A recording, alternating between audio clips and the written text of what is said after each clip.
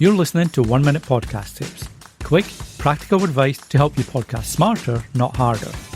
Hit follow so you don't miss an episode. And now, this week's tip.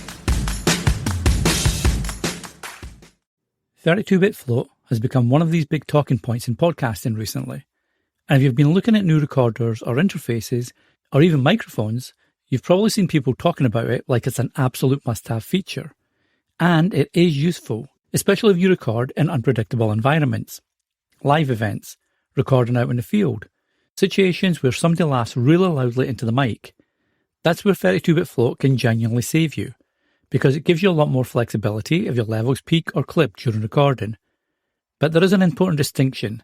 Useful doesn't automatically mean necessary, because for most indie podcasters recording at home in a fairly controlled setup, 32-bit float probably isn't going to change your podcast overnight.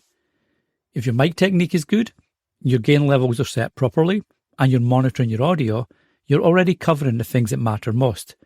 And that's still a much better habit to build than relying on software to fix things afterwards. For me, 32-bit float is best thought of as a safety net, not a shortcut to better audio.